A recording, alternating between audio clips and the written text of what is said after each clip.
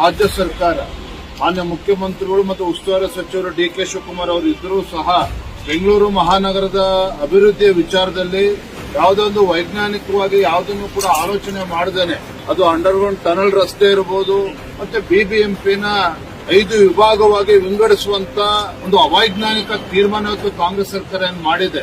ಇವು ಯಾವುದೇ ತೀರ್ಮಾನಗಳು ಬೆಂಗಳೂರು ಮಹಾನಗರದ ಅಭಿವೃದ್ಧಿಗೆ ಪೂರಕವಾಗಿಲ್ಲ.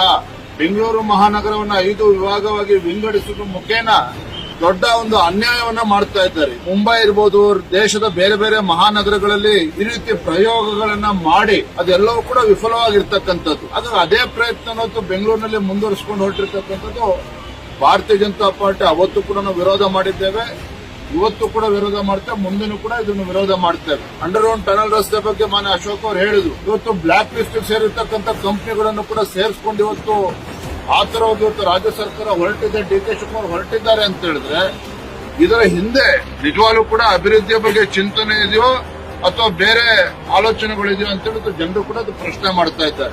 ಈಗಾಗಲೇ ಇವತ್ತು ಸಾವಿರ ಮನೆಗಳು ಇವತ್ತು ಗೃಹ ಪ್ರವೇಶ ಮಾಡಬೇಕು ಅಂತ ಹೇಳಿ ಕಾತ್ ಕುಳಿತಿದ್ದಾರೆ. ಇವತ್ತು ಎನ್ಒಸಿಗಳು ಸಿಗ್ತಾ ಇಲ್ಲ.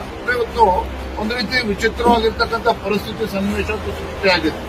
ಇದ್ರ ಬಗ್ಗೆ ರಾಜ್ಯ ಸರ್ಕಾರಕ್ಕಾಗ್ಲಿ ಡಿ.ಕೆ. ಶಿವಕುಮಾರ್ ಅವರಿಗಾಗ್ಲಿ ಯಾರು ಕೂಡ ಇದ್ರ ಬಗ್ಗೆ ಚಿಂತನೆ ಕೂಡ ಮಾಡ್ತಾ ಇಲ್ಲ. ಹಾಗಾಗಿ ಎಲ್ಲಾ ವಿಚಾರಗಳನ್ನ ಇಟ್ಕೊಂಡು ಇವತ್ತು ಸಮಗ್ರವನ್ನು ಚರ್ಚೆ ಮಾಡಿದ್ದೇವೆ.